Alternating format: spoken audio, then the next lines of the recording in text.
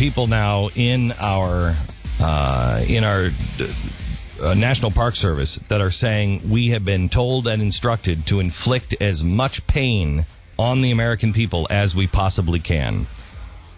You are dealing with revolutionaries. When you are, you're not playing the same game.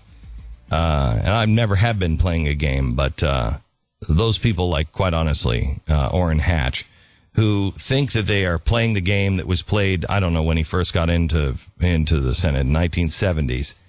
If he thinks he's playing the same game that he was playing in the 1970s, he's wrong. And he doesn't understand it because, quite honestly, he's just locked in his ways. And too many of these people have been locked in their way, and they just think that this is the way Washington works. Well, not anymore, because you're dealing with revolutionaries now. The president says they won't negotiate. I'm perfectly willing to do. This is the new tact. Before, he was saying, I will not negotiate. And we could play the audio over and over and over and over again. Everybody. Not that one. Not that one. Everybody has said the president won't negotiate. You have it? Mm-hmm. I will not negotiate. The president won't negotiate. They whine the president won't negotiate with them. Yeah, and I think it's fair to say that we have it over and over again. Now they're coming out and saying he will negotiate, but it's the Republicans. Let me just give you a list of what has happened, what they have closed down. Now, I want you to understand, and this is what you need to tell your friends, this is what you need to Facebook, this is what you need to tweet. 15% of the government is shut down. What business is so lean that if they shut down 15%, they go into massive chaos? Certainly not the government of Certainly the not the United government. States. 15%. That's ridiculous. All right. So here's what's happened. And you tell me who's negotiating and who's inflicting pain. Treatments for children suffering from cancer. The Republicans have agreed to a compromise by funding the part of the government, including the National Institute of Health, which offers children with cancer last chance experimental treatment. Now, these are not things that have already were happening. This is new stuff. They were told, the NIH was told by the president, you can't start any new testing of anything. Okay. All right. So if that's what the president decides to pick, soon as the Republicans found out about it, they said, not a problem. Let's make sure that we fund the NIH. We'll pass a special bill to fund the NIH so we can save children, because that's what they said. They're killing children. Fine. If that's what you really picked out of the 100% of the pie, you only need to shut down 15%. If that's what you pick, we'll fund that. So they said, we'll pass it. The president said he will veto it if it gets to his desk. That's the compromise. The World War II Memorial, that's what we focused on last week. The World War II Memorial is open 24 hours a day, 7 days a week. It doesn't have a staff to it. It was all built with public financing. It is maintained with private financing, built by private financing, maintained with private financing. The White House knew in advance that these flights come in all the time because we're losing so many World War II vets, that there are these groups, again, privately funded, that send these World War II vets to Washington before they die to be able to see it. They knew this. And so what do? They put a chain link fence around the World War II Memorial. They put barricades there. Then, and this is where you have your National Park Service coming out and saying, we were told to inflict as much pain as possible. Then, when the GOP finds out about it, they go down, because here are these old men in wheelchairs, they go down and the congressmen remove the barricades. When one of the park rangers says, hey, you can't do that, and starts yelling at the people in the wheelchairs, what happens? The president raises the stakes and then says, I'm going to put guards around that memorial. So he's spending money. I'm going to put guards around that memorial to keep people out. And the vice president calls the guy who was yelling at the guys in the wheelchairs and saying, you were right. Does that seem reasonable to you? By the way, the GOP has offered to cover any costs to keep the memorial open for the greatest generation. Then there's the furloughed military chaplains. The military chaplains are not allowed to work for free. They have all said, we will celebrate Mass, we will do our services, we will do baptisms for free. They have been told they will be punished if they do it. So you have a baby to be baptized. The military priest cannot baptize your child, or he'll go to jail. He can't celebrate Mass anywhere for free, or he will go to jail. Does this sound reasonable to you at all? In the Florida Keys, small businesses, hunters, and commercial fishermen can no longer practice their trade. They have tried to close down, and get this, they have tried to close down the ocean. The feds are saying you can't do any fishing on the ocean. Does this seem reasonable to you? The American Forces Network, AFN, these are the people that carry shows like mine. They carry shows like, I don't know, what is a liberal show? They have to have 50% of the shows have to be liberal. But they also not just broadcast the news and talk, they also bring our armed forces all of the sporting events, all the football games and everything else. The golf course at Camp David is deemed essential, but AFN carrying the football games, carrying them, not doing them, carrying them.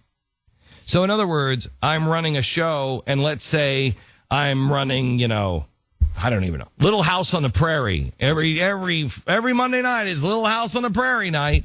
It doesn't cost me anything to run it because I've already paid for it. I've already got the rights. I've negotiated for the rights long time ago. I can't run. I'm not going to run it.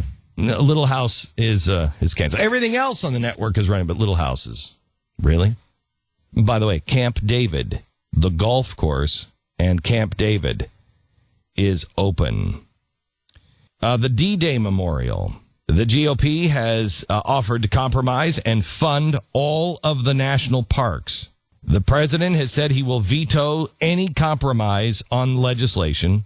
So the D-Day Memorial in Normandy has now been barricaded. Mount Vernon, George Washington's home, is privately funded. The feds blocked the visitors from entering the parking area because the National Park Service maintains the lot. 100 privately managed parks that cost the government no money to run. The U.S. Treasury actually makes money from rent paid by private companies that employ 400 to 500 camp workers and managers across a dozen states. No federal money is used to operate any of these parks. In fact, the federal government makes money through the operation of these parks. He had them all closed down. And so the 400 to 500 private employees have been furloughed. And by the way, they don't get any of their money back. They're just destroyed.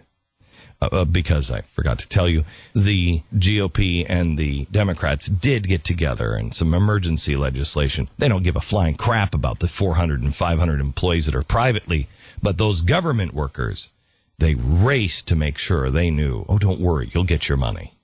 A self-sustaining colonial farm that hasn't received a dime of government money since 1980 has been closed for the first time in 40 years. The National Park Service has succeeded in closing the farm to the public.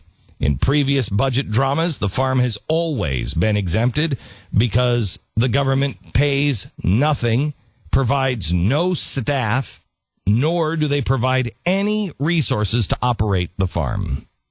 The state-run parks in Wisconsin, Kettle Moraine, Devil's Lake, interstate parks, the state-owned portion of, Horicon Marsh, the governor there said, go to hell.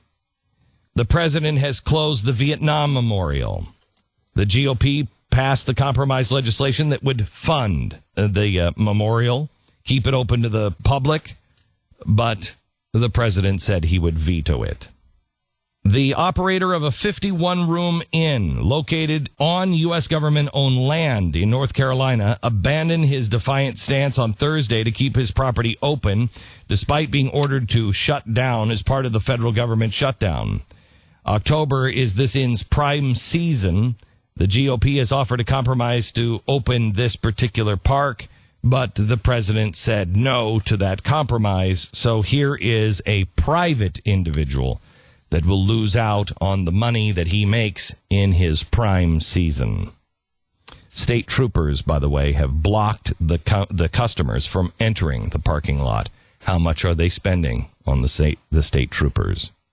Again, Park Service ranger said, quote, "We've been told to make life as difficult for people as we can." The president has forced residents out of their private homes. The government shutdown being felt close to home for some locals. They say they're being forced out of their private homes on Lake Mead because they sit on federal land. Acadia Park, Maine. "We've been training for 2 years at CrossFit for this hike. No kidding." She said the shutdown now is going to keep everybody off of Acadia Park. A historic restaurant opened during the last shutdown, forced to close. An iconic Philadelphia restaurant been forced to close its doors and turned away booked parties because of the government shutdown. That is a private restaurant. They won't get any money back. There's a road that goes through a Colorado park. The Forest Service announced the Pitkin County Commissioners to order that Maroon Creek Road be shut down at the height of the tourist season. Ahead of what is supposed to be one of the busiest weekends of the fall, the road is to be closed at T Lazy 7 Ranch, pending the resolution of the shutdown. The businesses and residents of the Outer Banks have planned a peaceful protest to the closure of Hatteras Island beaches because they have closed the beaches. And here's my favorite. We joked about this. They actually did it. They are now blocking access to trails, roads, and programs at South Dakota's most popular attraction. The National Park Service has now placed cones along the highway outside of Mount Rushmore this weekend, barring visitors from stopping and looking at the mountain.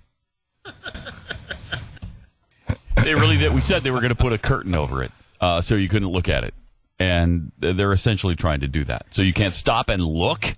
You can't stop from the roadway. You cannot stop on the road, and they have officers there to ticket you if you do. That is absolutely unbelievable. Paid officers, of course. Unbelievable. Yeah, no, it's free. How much does it take to put the cones down?